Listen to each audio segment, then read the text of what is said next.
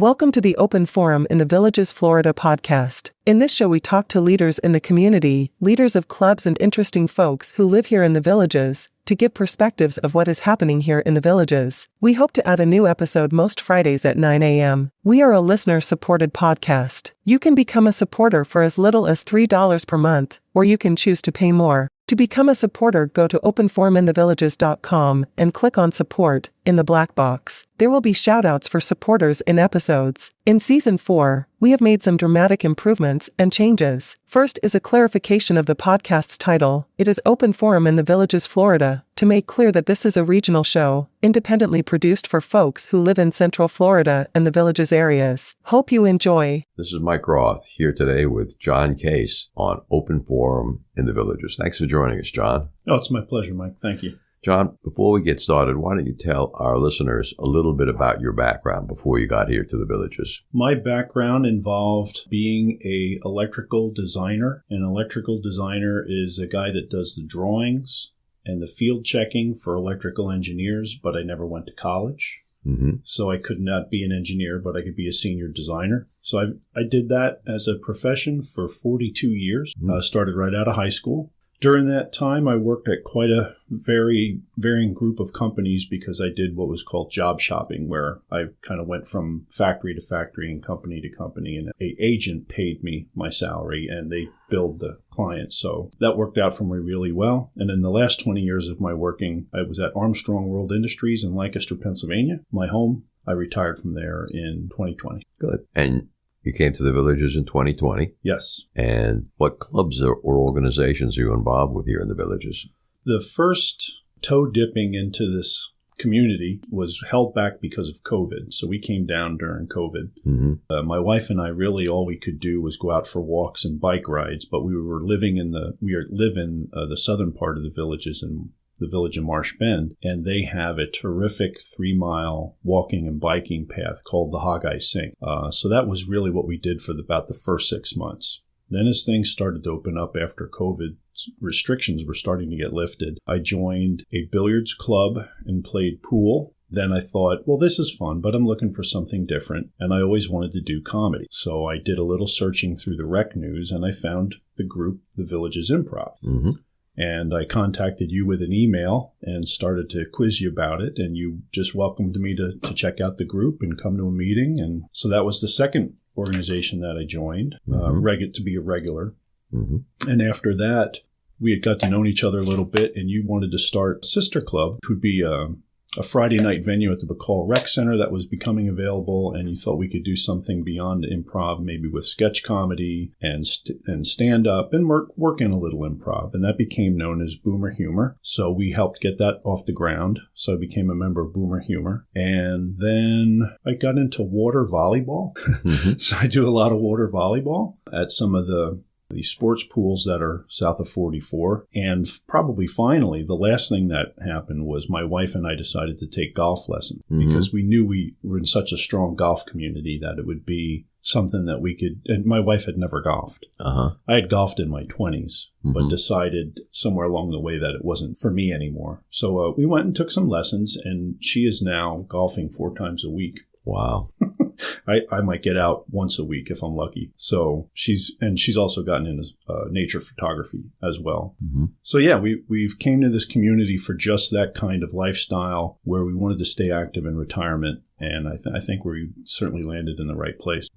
And you got involved a show from Kase Productions. To find Kase Productions advertising on Facebook for an open audition call for their fall 2023 musical, Grumpy Old Men, the musical. And what part do you play in that? I play the part of Jacob Goldman. And that in the movie Grumpy Old Men, Jacob Goldman was played by the actor Kevin Pollak. And he was Max Goldman's son. And Max Goldman was played by Walter Matthau. So I'm the part of Jacob. I'm the only lawyer in town. And I am trying to work with my widowed father, Max, to kind of get him to live a better life than he's been living. And of course, if you remember the movie plot, a beautiful redhead moves in across the street from him and his neighbor, John Gustafson, and that was the part that Jack Lemmon played. Mm-hmm. And then hilarity ensues, but now with music. Okay. So do you get to sing any songs in the play? I get to sing 4 songs. 4 songs. Good. And I get to do a featured duet with Dawn Denome, who is very popular here in the Villages. She's a terrific singer and performer. Dawn is playing the part of Melanie, Mm-hmm. which was portrayed in the movie by Daryl Hannah. So we have we've been neighbors our whole life. Mm-hmm. And I've always loved her from afar, but she wound up marrying the football captain and became the homecoming queen. And I was a schlub, but now I'm a lawyer. And but I have nobody in my life, and she's ending her relationship with her husband. So there's a little play there. A little subplot. There's a subplot. Good. And it's Jacob and Melanie trying to discover each other. Mm-hmm. And tell our listeners when the shows are going to be performed here in the Villages. Grumpy Old Men, the musical, is going to be performed at the Savannah Center on October 25th, 26th, and 27th. And there'll be 2 shows daily. There'll be a 3 p.m. matinee and a 7 p.m. evening show. Mm-hmm. That's good. That's good. And they can get their tickets through the Villages box office? Villages box office, the physical locations. You can also go on villagesentertainment.com and look for shows at the Savannah Center. Mm-hmm. And then you'll see that Grumpy Old Men, the musical, will be listed there. Good. And I hope some people come out to see you. That would be terrific. I was told by our director that the fall shows have always been a little difficult to sell out. Mm-hmm. But this is such a popular intellectual property that everybody our age is familiar with, mm-hmm. and has probably seen it, that when you can go to a show that you have some understanding what the plot and the characters will be like, we're hoping that's going to be a big draw. Yeah, and the name is a big draw just by itself. I passed 2 grumpy old men on my way to your house here, to your studio. Okay. I thought there were 2 grumpy old men here in the studio. Well, I have my days, and I'm sure you have yours. Yeah. I always like to put a little joke in for my grandson, Evan. So, John, here it goes. How do you make an octopus laugh? How do you make an octopus laugh? That's right. How do you make an octopus laugh? With tentacles. Okay, Evan, I hope you enjoyed that one. Okay. John, you're also involved with the Improvisational Theater Club, which is also called the Villages Improv Club. Yes. As a featured player. I have been with that group for probably 2 years now, close to, I think. I was so happy to find it. And then I was even more happy to find out that I was probably pretty good at it. Absolutely. And I enjoy it very much. Absolutely. One of the best. And we do have a couple of private shows coming up, and as well as public shows. We'll talk about the private shows first. Those are with other clubs, and they're looking for entertainment. Yes. And usually those are our shows. And in November, on November 7th, at the Azale Rec Center, we have a show which we're calling Mostly Improv 2023, which will have, like it says, mainly improv, but it will include a little bit of stand-up humor. It will include at least 1, maybe 2 song parodies. Yes. One by you, John. Yes. And hopefully the other one will be sung by Wayne Richards. That's terrific. He's a composer. I don't know a lot about your listeners, Mike, but I know that some more established villagers probably have not even been to the Azale Rec Center. Right. They may not even know where the Azale Rec Center is. And for their edification, it is south of 44 if you were to stay on Morse Boulevard. Morse Boulevard will go through a few roundabouts and become Megason Road, and the Azale Rec Center is off of that traffic circle. And if you have any familiarity with Sawgrass Grove, the entertainment and shopping and restaurant area. A lot of people know that, yes. Yes, the Azale Rec Center shares a parking lot with Sawgrass. Right. So it's very easily accessible. It's probably the newest community rec centers. It's terrific. I'd recommend people don't be hesitant just because it seems like it's so far south from where you might be. Come on down. Right. And we'll assure you won't need a visa. You won't have to show your passport as you cross 44. That's right. That's right. Yeah, we in the South love the folks from the North because we wouldn't be here if it weren't for them. The tickets for the show at the Azale Rec Center are available now. The easiest way for people to get them is to go to the website, thevillagesimprov.com, and on the first page, if you scroll down, you'll find a link that'll take you to the ticketing site. The Azale Rec Center is smaller than Rohan, and therefore there will only be 224 seats in the room. That's because of the design of the emergency exits and the space required. We can't get as many tables and chairs in there. But believe me, folks, not a bad seat in the house. Right. There'll only be, I think, 6 rows of tables. So you're not going to be that far from the stage. We have a good sound system with each actor mic'd with a headset mic, and it will be a lot of fun in a 90-minute show packed with at least 20 different acts. The previous shows at the rec centers that I've seen and read about have gotten terrific reviews from people that have been there. There's a lot of online comments from folks that enjoyed the show and wish they'd have brought more family or friends with and want to come back for the next one. So that we've gotten really good community feedback for what gets put on. And we have more than a couple of people who've purchased more than 8 tickets. I would say so. And also, interestingly, Mike, I think that you've had people come to those shows and then wind up coming to the meetings and wanting to become part of the community of that. We've had a couple of people go to a show, see a show, and come into the club to participate. And on a going forward basis, in February, on Saturday, February 3rd, we have a large show in Lake Meona Auditorium for a private club here in the Villages. Yep. And then on the next day, Sunday, February 4th, we're going to do a show at Rohan for the general public. Yes. Tickets for that will go on sale, I'm going to say approximately November 8th. And all of the cast members in the improv group are excited for these shows because we meet 4 times a month at the Rohan Rec Center, and we find that we can work through some bugs. We can get in front of each other and try to make each other laugh and try to be accurate and sharp with what an improv actor needs to do. But being on the live stage with an audience is the payoff for that. So the more we're able to perform in front of a crowd, the happier we are as improvers. Mm-hmm.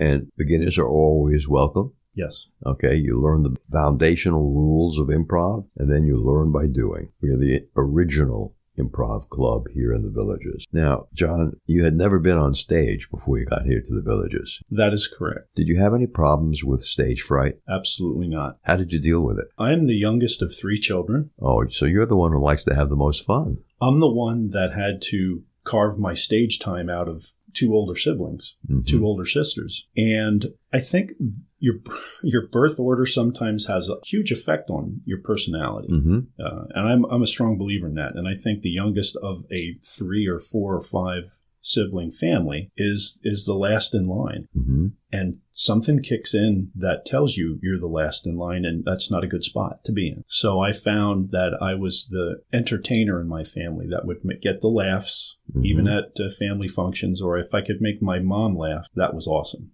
Mm-hmm. I didn't get my sisters to laugh till much later in life. Because, I was the annoying little brother. I admit that. But I remember in elementary school, I was probably in 4th grade, so I was 10 years old. Mm-hmm. We did a spring concert because everybody learns to play instruments when you're in 4th grade. And at the end of the spring concert, one of the teachers had an idea that someone would dance across the stage and drop their pants, and on boxer shorts that they were wearing under the pants would be in big letters, "The End." And they would bend over to the audience, and that would close the show. And the music. What a great idea for improv! I'll tell you what. The music teacher immediately looked at me and pointed and said, "John Kase, you could do this." And I'm like, "Yes, I can."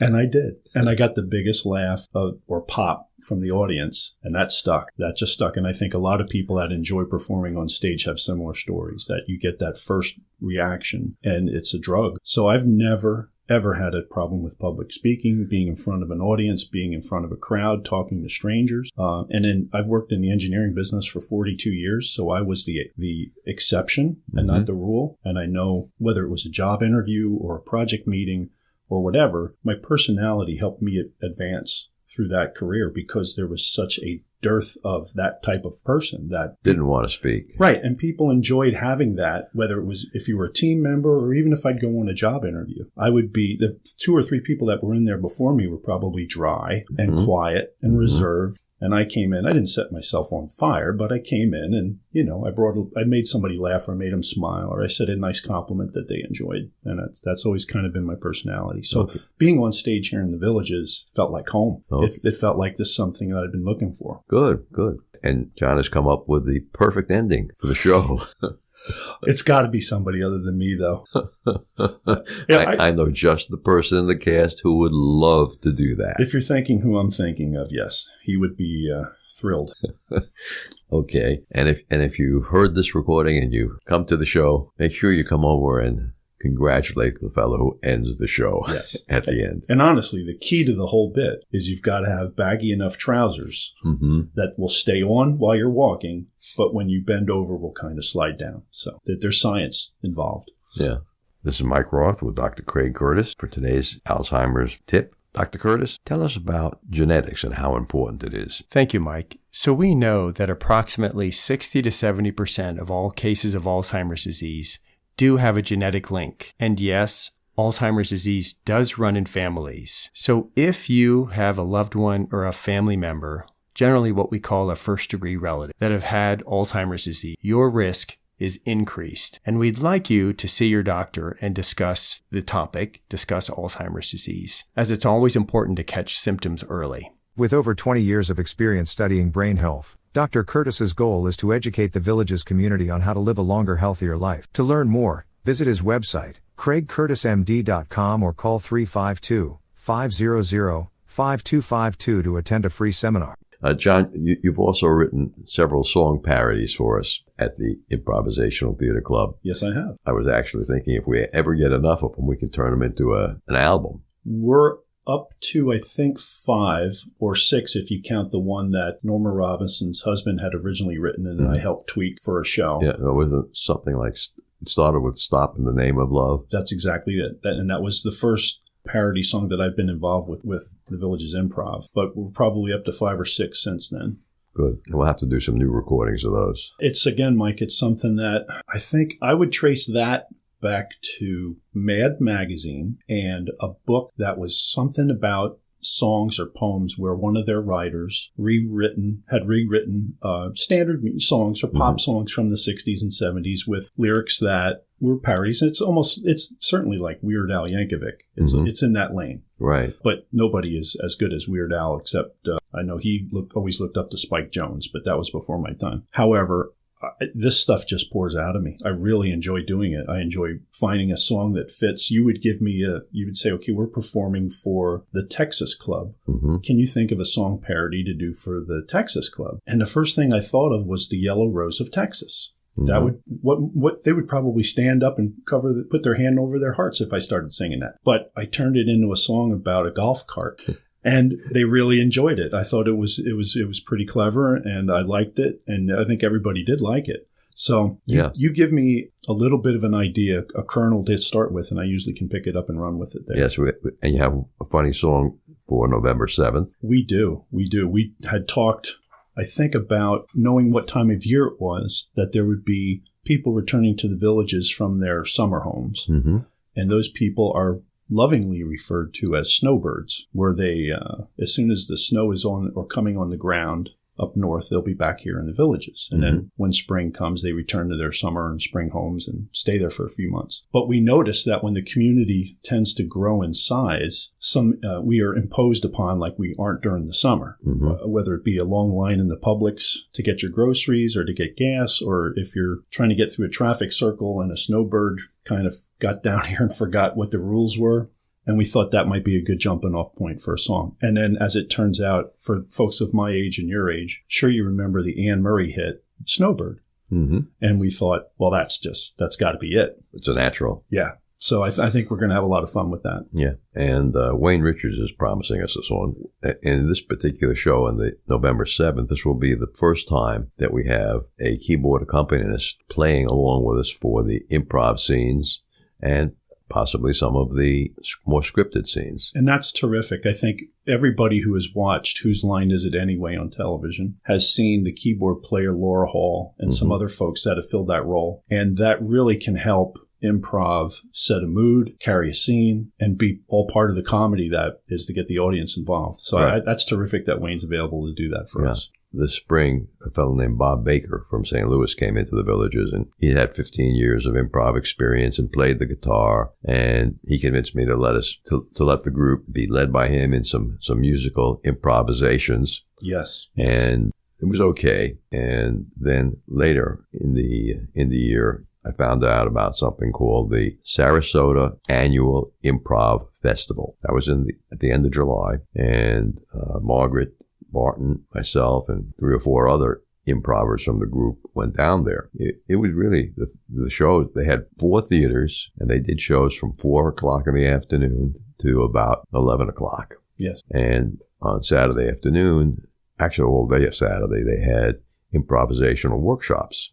Most of the improv they did there was long-form improv, where the show went on for roughly 60 minutes. That's pretty challenging. But the innovation that I saw there was almost all the shows had a keyboard accompanist, and the accompanist really moved the scenes along, kept the show going. And there were a lot of players who could sing, and they sung lines. So it was a festival that I'm going to go back to, and I recommend to everyone in the villages. But I'll share a little bit of a preview, because some of the villages on the north side of the villages may say, wow, going all the way down to the theater at Ezell is a long way away. Well, come down to Ezell, enjoy the show, and then we're going to have a major announcement about a new performance venue on 441 in the north side of the villages. You have my attention. I'm intrigued. Yes. We're going to announce it to our members tomorrow, but it's a brand new venue. There'll be about only 80 seats in it, and we're going to do a couple of performances, and we may even get to the point where we can do 1 performance there every 6 weeks. That sounds really exciting, and I'm glad I stopped by today, but now I got to wait a day to find out. That's a tease. The venue for the evening show, which will start about 6:30. The patrons will pay $20 for dinner and 2 drinks.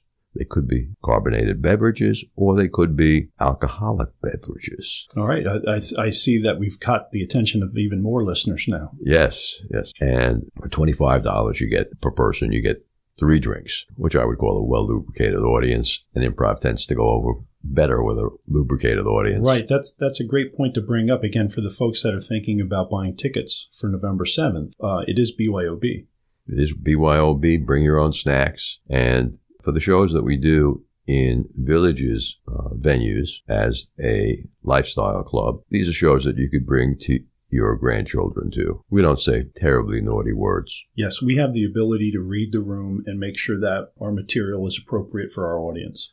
Now, in this venue on 441, there will be no children, and there will be no restrictions on what we say. So it could be a heck of a lot funnier show. I know, folks, you can't hear a twinkle in my eye, but I certainly have a twinkle in my eye with this news. This is exciting. Yes, the improv is going to move to the next level. John, is there anything else you want to tell our listeners before we sign off on this show? Well, I would just appeal to the community to remember that we are here to live the next phase of our life. And if laughing is as good for longevity as we are told by even medical experts, we are generating some comedy. We're generating comedy on a bunch of different stages.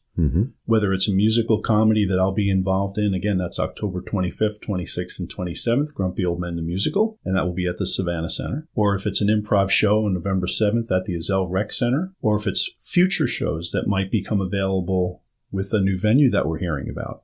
Or if you have a club, and your club is looking for maybe some monthly entertainment, a 45-minute set of, we can bring our improv group with just a few cast members and be very comfortable in a smaller rec room. Yeah, the venue up on 441 will probably have a maximum cast of 6. Yes. Okay.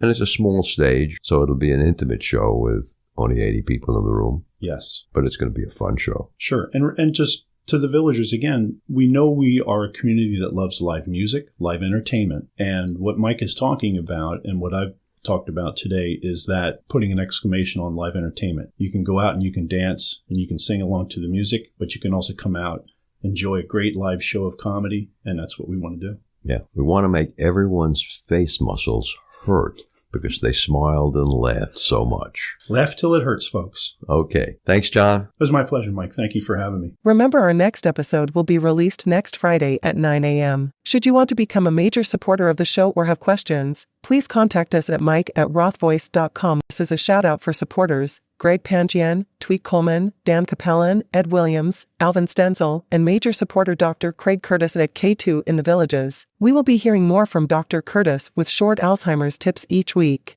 If you know someone who should be on the show, contact us at mike@rothvoice.com. We thank everyone for listening to the show. The content of the show is copyrighted by Roth Voice 2023, all rights reserved.